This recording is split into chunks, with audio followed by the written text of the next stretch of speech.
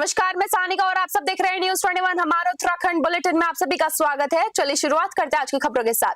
पहली खबर हमारी खटीमा से आ रही है। भारत नेपाल सीमा पर तस्करी के दौरान जब्त किए गए करीब 25 क्विंटल काजू और अखरोट को प्रशासन की मौजूदगी में नियमानुसार नष्ट कर दिया गया है। खटीमा तहसील परिसर में गड्ढा खोदकर जब्त माल को मिट्टी में दबाया गया है। इससे पहले सीमा शुल्क विभाग की CMPU खटीमा टीम ने मेलाघाट और फ्रूट क्षेत्र से तस्करी के लिए ले जाए जा रहे 2460 किलोग्राम काजू गिरी और 60 किलोग्राम अखरोट बरामद किए थे। तहसीलदार वीरेंद्र सजवान की मौजूदगी में नगर पालिका की JCB से जब्त सामग्री को नष्ट किया गया है। इस दौरान सीमा शुल्क विभाग और तहसील प्रशासन के अधिकारी कर्मचारी उपस्थित रहे। कार्रवाई में सहायक आयुक्त प्रवीण भूषण, सहायक निदेशक डॉक्टर मुकेश बाबू, अधीक्षक राजोश शर्मा, निरीक्षक आकाश दीक्षित सहित कई अन्य अधिकारी शामिल रहे।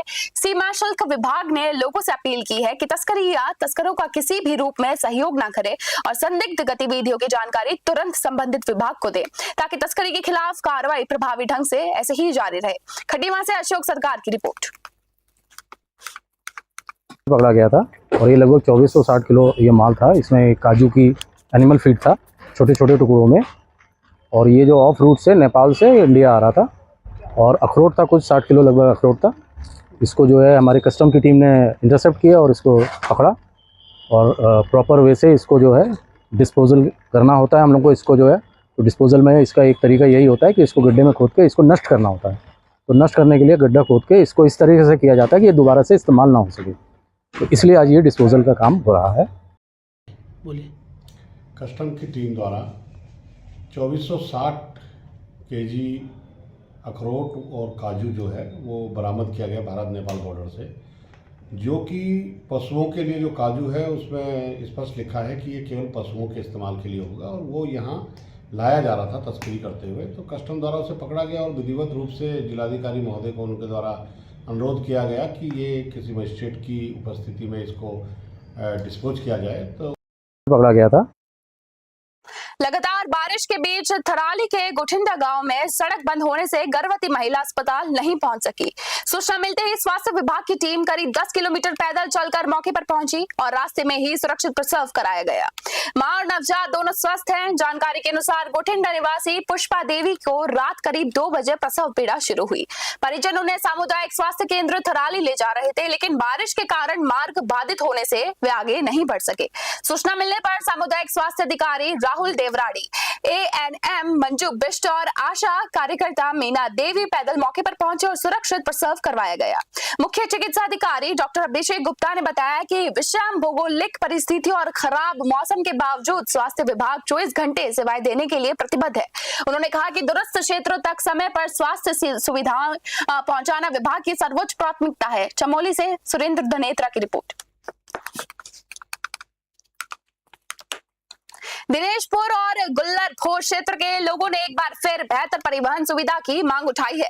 पूर्व सैनिक खड़क सिंह, व्यापार मंडल के पदाधिकारी भोलानाथ शर्मा और महिला कल्याण समिति के अध्यक्ष हीरा जंगपांगी ने सरकार से गुल्लरखोर से रुद्रपुर होते हुए बरेली तथा दिनेशपुर से देहरादून और दिल्ली के लिए नियमित बस सेवा शुरू करने की मांग उठाई है।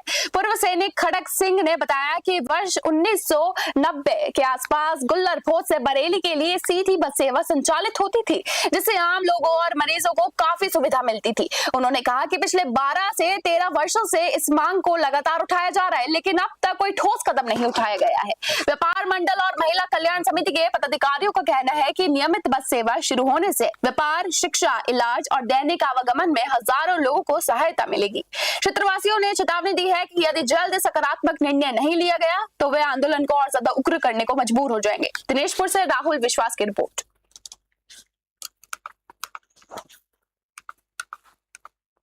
धन्यवाद काजन भाई आपका। काफ़ी पहले यहाँ से गुल्लरखोर से बस चलती थी बरेली के लिए, तो यहाँ की उस समय इतनी आबादी भी नहीं थी, तब भी बस सुविधा यहाँ थी। यहाँ से किसी को अगर रुद्रपुर जाना है, बरेली जाना है, तो यहाँ से सीधी बस सर्विस थी और आदमी आराम से जा सकता था। अब ये स्थिति ये है कि जनसंख्या यहाँ की कई गुना बढ़ गई है और एक भी यहाँ सरकारी बस की कोई सुविधा दिनेशपुर के अंदर नहीं है, जिसकी भी बहुत आवश्यकता है। किसी भी व्यक्ति को अगर रात बेरात रुद्रपुर से 6-7 बजे बाद आना है लेकिन ये हमारे इलाके का दिनेशपुर इलाके पता नहीं क्यों अछूता माना गया है उत्तराखंड सरकार ने।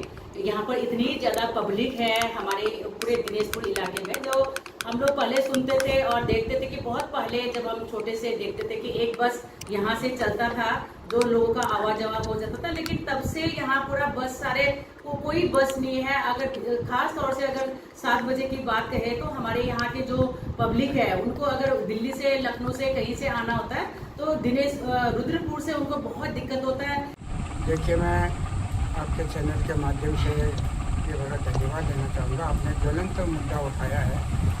मैं आपको बताता हूँ, सन 90 के आसपास में मैं बरेली में पोस्टेड था और वहाँ पर आर्मी में था मैं।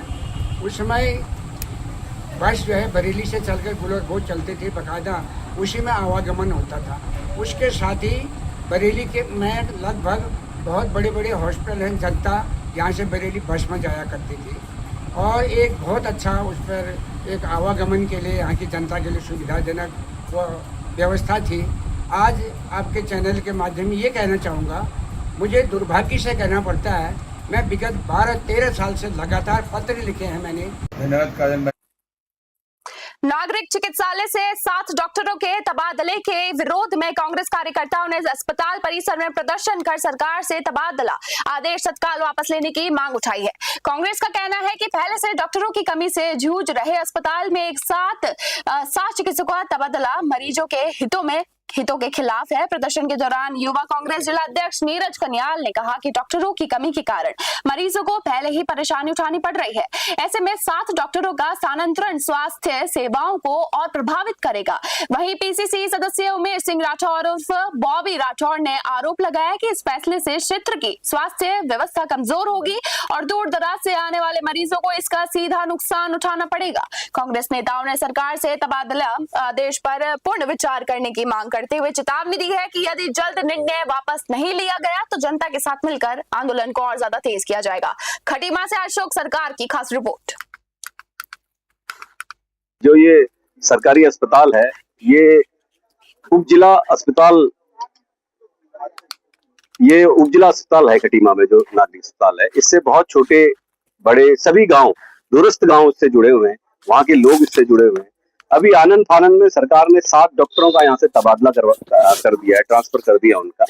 तो हमारी मांग यह है कि सबसे पहले कि जिस प्रकार से डॉक्टरों का तबादला हुआ है उसी प्रकार से तत्काल यहाँ पर डॉक्टर आने चाहिए, जिससे कि लोगों को जो परेशानी हो रही है वो परेशानी ना हो। देखिए, अस्पताल आज तो फिर भी ये कुछ लोग दिख रहे हैं, अगर ऐसी हाल रहे तो सरकार में ताले लग जाएंगे। जैसे शिक्षा में ताले लग रहे हैं, रोजगार में ताले लग रहे हैं, उसी प्रकार से एक दिन आएगा और ये बहुत जल्द आएगा कि सरकारी हॉस्पिटल में भी ताला लग जाएगा, क्योंकि यहाँ डॉक्टर तो रह नहीं जाएंगे। बुखार के लिए भी ये लोग रेफर करने लग जाएंगे। जैसे ही ये अस्पताल बनाया गया है, वो भी चलिए कांग्रेस ने बना दिया। कांग्रेस की बनाई हुई चीजों को ये सजो के नहीं रख पा रहे हैं। आज भाजपा चरम पे, अपने केंद्र से लेके राज्य से लेके सब जगह है, तब जाके इनके अगर ये हाल है। नंदा देवी राज्य यात्रा 2026 को लेकर चमोली प्रशासन अलर्ट मोड में है। शुक्रवार को गोपेश्वर में मुख्य विकास अधिकारी डॉक्टर अभिषेक त्रिपाठी की अध्यक्षता में समीक्षा बैठक आयोजित की गई, जिसमें विभिन्न विभागों द्वारा यात्रा की तैयारियों की प्रगति की समीक्षा की गई। बैठक में सड़क, स्वास्थ्य, पेयजल, शौचालय, संचार, स्वच्छता और सुरक्षा व्यवस्था समयबद्ध तरीके से पूरी करने के निर्देश दिए गए। कर्णप्रयाग, नोटी, पिठानी, नंदनगर और रामनी, थराली, मुंदोली, वाण और ग्वालियर नंदकेसरी मार्गों सहित कई पैदल रास्तों की मरम्मत को प्राथमिकता देने पर जोर दिया गया है। सीडीओ ने बताया कि रीप योजना के माध्यम से स्थानीय लोगों को स्वरोजगार से भी जोड़ा जाएगा। बैठक में बड़ी जात और आयोजन समिति ने नंदकिशोरी से वाण और सुतोल तक निर्जन पड़ावों पर भोजन, पेयजल, बिजली, मोबाइल नेटवर्क, स्वास्थ्य सेवाएं और हेलीकॉप्टर एम्बुलेंस जैसी आवश्यक सुविधाएं उपलब्ध कराने की मांग रखी है, ताकि श्रद्धालुओं को यात्रा के दौरान किसी प्रकार की असुविधा ना हो। चमोली से सुरेंद्र नेत्रा की रिपोर्ट। आज गोपेश्वर जिला सभागार में आयोजित बड़ी जात 2026 के संबंध में समीक्षा बैठक जिला विकास अधिकारी की अध्यक्षता में और सभी 25-26 विभागों के प्रतिनिधियों द्वारा समीक्षा बैठक की गई, जिसमें आगामी 5 सितंबर से 26 सितंबर 5 सितंबर से 30 सितंबर 2026 तक आयोजित की जाने वाली बड़ी जात की बाबत चर्चा हुई। आज हमारा उत्तराखंड बुलेटिन में बस इतना ही। देखते रहिए न्यूज़ 21। धन्यवाद।